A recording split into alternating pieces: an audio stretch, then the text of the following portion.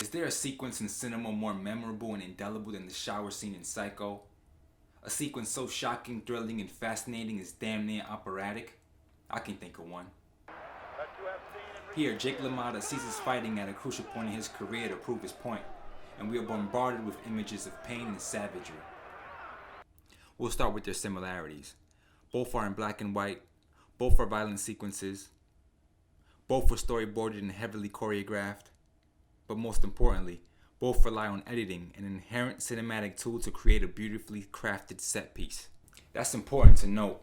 In the novel Psycho by Robert Bloch, the killer slashes through the shower curtain and beheads the woman in one stroke, but Hitchcock always saw it as a set piece. Alfred Hitchcock, in the words of David Thompson from the moment of Psycho, was a man who was entranced by the way film's mechanics could manipulate audiences and play on their feelings of fear and desire. Thus we are afraid for Marion in case she is caught, but we also want her exposed to our desire. The shower scene was filmed just days before Christmas, December 17th to December 23rd, 1959. 78 pieces of film that would make a 45-second sequence and change cinema forever.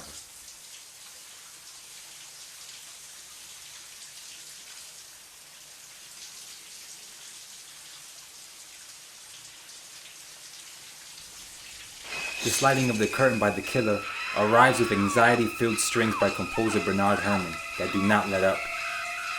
In the words of Thompson, Herrmann's music carries it past realism and into mythology, a fusion of film and opera. It's undeniable. It's orgasmic.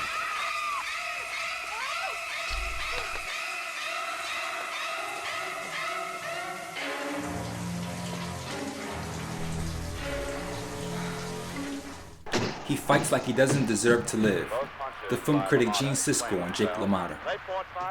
I wanted to do the ring scenes as if the viewers were the fighter and their impressions were the fighters, of what he would think or feel, what he would hear. And again, the very, very important thing about the fight scenes in the movie was that you never see the audience. Director Martin Scorsese.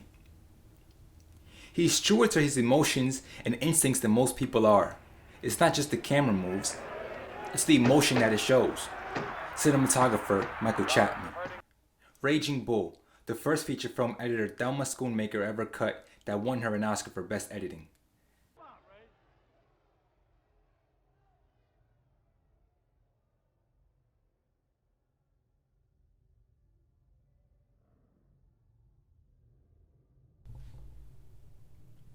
And here's the montage sequence. 44 shots. It's lyrical, brutal, visceral, and masterful.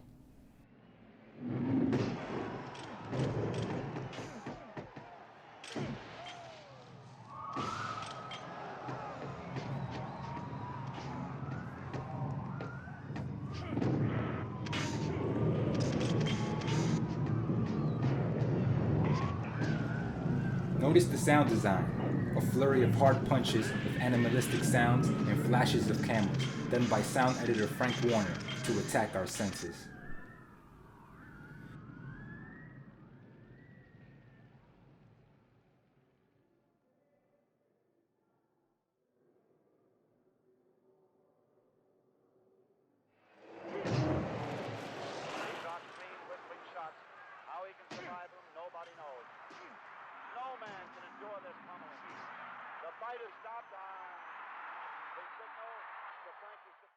Hitchcock and Scorsese both understand what is essential about cinema. Things like editing and creating emotion in the cutting, even if no blade pierces the flesh and blood is splattered into a viewer's face. And the power of the insert close-up, whether it's Marion's tense hand clutching the shower curtain for dear life, or Jake's blood dripping from the rope. Both of these films fall under what David Thompson calls black and white pictures that are not just beautiful but warnings to a careless age. It is sequences like these that are cemented into cinematic history and make us care passionately about cinema.